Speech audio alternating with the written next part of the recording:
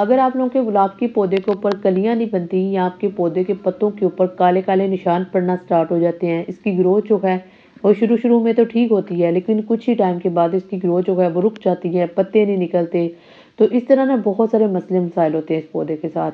तो ये सारी बातें मैं आपको आज की वीडियो में बताने वाली हूँ। 4 मैं आपको टिप्स बताऊंगी, इन सबको फॉलो करना है। इससे क्या होगा कि सालों साल आपका पौधा जो है वो आपको कलियां भी देगा, हेल्दी भी रहेगा और आपके साथ रहेगा। आइए वीडियो का आगाज़ करते हैं। अस्सलाम वालेकुम and welcome to another video. I hope कि आप सब ठीक ठाक होंगे। अल्हम्दुलिल्लाह मैं भी ठीक हूँ। मार्च के महीने में आप लोगों ने क्या करना है, सबसे पहला काम कि आपने इसकी प्रूनिंग कर देनी है। अगर आप लोगों ने पहले से इसकी प्रूनिंग कर दी है तो अभी तक आपके पौधे के ऊपर ग्रोथ आना स्टार्ट हो चुकी होगी। लेकिन जिन लोगों ने नहीं की तो 15 मार्च से पहले कर लें, क्योंकि इसके बाद जो है वो प्रूनिंग का टाइम भी नहीं होगा और ना ही रिपोर्टिंग का टाइम होगा। जब हम रिपोर्टिंग करते हैं या प्रूनिंग करते हैं तो पौधे के ऊपर नई ग्रोथ आना स्टार्ट हो जाती है। और जब इसके ऊपर नई ग्रोथ आती है ना, तो क्या होता है, जब नए नए पत्ते निकलते हैं तो कीड़े मकोड़े जो है वो बड़े अट्रैक्ट होते हैं। उनको नए पत्ते, ताज़े पत्ते, फ्रेश पत्ते खाना ज़्यादा पसंद होते हैं एज़ कम्पेयर टू पुराने पत्तों के। अब क्या होता है कि पौधे के पत्ते जो हैं वो खा लेते हैं। उससे क्या होता है कि पत्ते मुड़ना स्टार्ट हो जाते हैं। सम टाइम क्या होता है कि पत्ते जो हैं वो खुश्क होकर गिरना स्टार्ट हो जाते हैं। और अक्सर आपने देखा ना, जो काले काले निशान पड़ते हैं उसकी वजह ये है कि आपके पौधे को फंगस का इशू है। अब फंगस का इशू कैसे होता है? जब आप अपने प्लांट को बहुत ज़्यादा पानी देते हो, इसकी जड़ें जो हैं वो गलना स्टार्ट हो जाती हैं। फंगस क्या करता है, ये आपके पौधे को मुतासर करता है, इसके पत्तों को ख़राब करता है। पौधा एनर्जी बनाने के काबिल नहीं रहता। जब पौधा एनर्जी नहीं बनाता तो इसके ऊपर कलियाँ भी नहीं आती। आप लोगों ने सिंपल क्या करना है, इसकी मिट्टी को नम रखना है, ना इसको बहुत ज़्यादा खुश्क करना है, ना इसको बहुत ज़्यादा गीला करना है। 2 या 3 दिनों के बाद पानी दें, इससे आपका जो पत्तों के ऊपर कालापन है वो ख़त्म हो जाएगा। बाज़ औक़ात क्या होता है, कीड़े मकोड़े अट्रैक्ट करते हैं, हमें नज़र नहीं आते और वो पत्ते खाना स्टार्ट हो जाते हैं। जब हमें पता चलता है तब तक वो पत्ते सारे खा चुके होते हैं। इस सूरत हाल में आपने क्या करना है, आपने 1 लीटर पानी के अंदर नीम ऑयल का 1 चम्मच ऐड करना है और मिक्स करके अपने पौधे के पत्तों के ऊपर स्प्रे करना है। हर 15 से 20 दिनों के बाद स्प्रे कर दो, इससे पौधा जो है वो हेल्दी रहेगा। अब नंबर 2 पे आता है कि पौधा भी हेल्दी है, पत्ते भी आ रहे हैं, लेकिन कलियां नहीं बन रही। उसकी बड़ी वजह ये है कि हमने अपने पौधे को ऐसी जगह पे रखा है जहाँ पे सनलाइट नहीं आती। इस पौधे को कम से कम 6 से 7 घंटों की धूप चाहिए। 3 घंटे से सुबह की धूप मिल जाए, 3 घंटे शाम की धूप मिल जाए, ऐसी जगह पे ऊपर इसको एडजस्ट करें जहाँ पे इसको सनलाइट अच्छी मिकदार में मिले। जितनी अच्छी सनलाइट मिलेगी, एक, इसके ऊपर कलियां बनेगी, दूसरा फूल बड़े साइज का बनेगा और तीसरा फूलों के अंदर खुशबू होगी। तो ये आपने लाजमन काम करना है कि पौधे को धूप के अंदर रखें। इससे बहुत सारे जो है वो बेनिफिट्स होते हैं, स्पेशली फ्लावरिंग प्लांट्स को। अब जो तीसरा इम्पोर्टेंट काम है वो है शक्कर की कटाई करना। अब शक्कर क्या होते हैं, जो पौधा हम ग्राफ्टेड लेते हैं उसके नीचे छोटे छोटे से सक्कर्स बनते हैं। ये भी पौधे की तरह ही होते हैं बिल्कुल। और ये सक्कर्स क्या करते हैं, ये पौधे की असल खुराक को खा जाते हैं।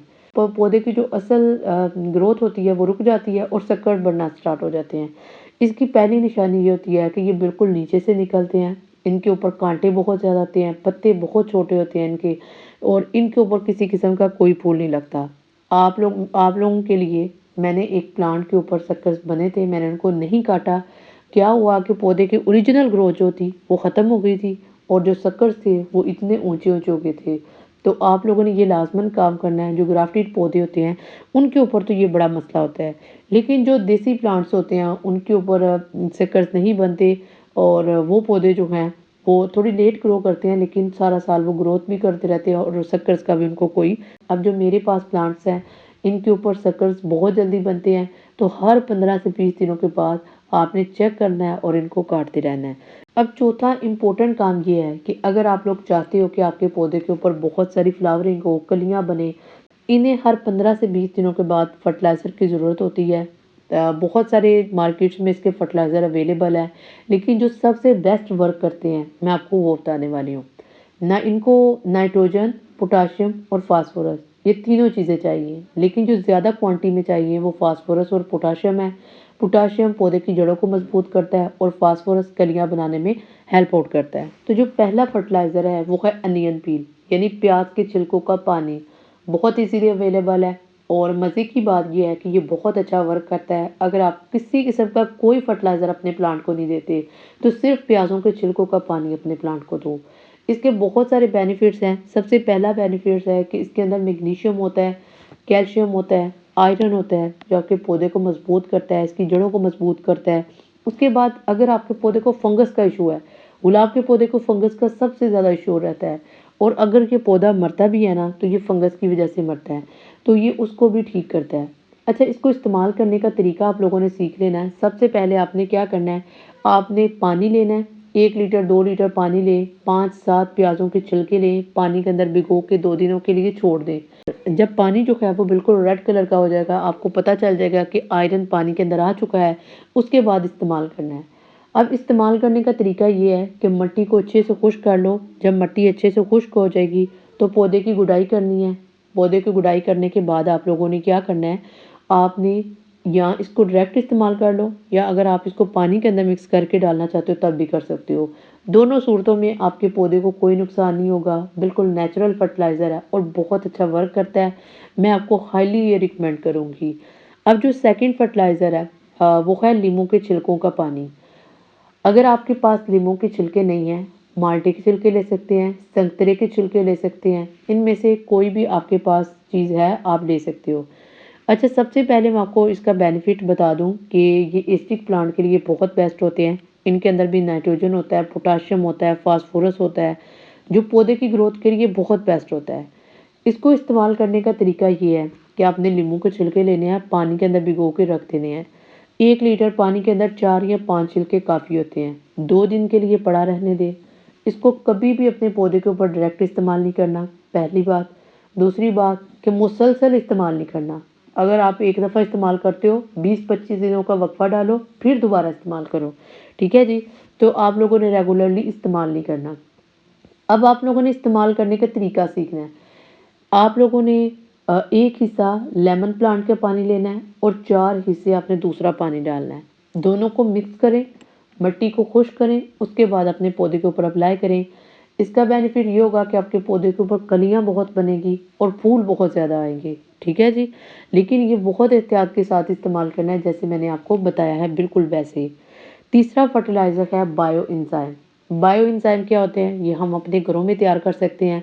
केले के छिलके, माल्टे के छिलके, खरबूजे के छिलके, संतरे के छिलके, कोई भी आपके पास जो है वो छिलके हैं वेजिटेबल्स के, या आपके पास कोई फ्रूट्स के छिलके हैं, फ्रूट्स के छिलके ज़्यादा बेस्ट है। इसके अंदर आपने गुड़ डालना है और इसको पहले तेज़ धूप के अंदर रखना है, इस बॉटल को। उसके बाद आपने क्या करना है, आपने 1 हिस्सा इस फर्टिलाइज़र का लेना है और 3 हिस्से आपने दूसरा पानी लेना है। मिक्स करें, अपने फ्लावरिंग प्लांट्स को ये वाला फर्टिलाइज़र दें। चाहे इंडोर प्लांट्स हैं, चाहे आउटडोर प्लांट्स हैं, आप ये फर्टिलाइज़र हर प्लांट को दे सकते हो। लेकिन 1 महीने के बाद आप फर्टिलाइज़र दोगे तो आपके पौधे को ज़्यादा बेनिफिट होगा। अब नंबर 4 पे है जी मस्टर्ड केक फर्टिलाइज़र। ये फर्टिलाइज़र जितने भी मैंने आपको फर्टिलाइज़र बताए हैं, ये उन सब के ऊपर हैवी है, आप किंग कह सकते हो इसको। इसके अंदर 4% नाइट्रोजन होता है, 1% पोटाशियम होता है, 1% फास्फोरस होता है। ये क्या करता है कि आपकी मिट्टी की सेहत को बरकरार रखता है, बहुत ही ईजीली अवेलेबल है।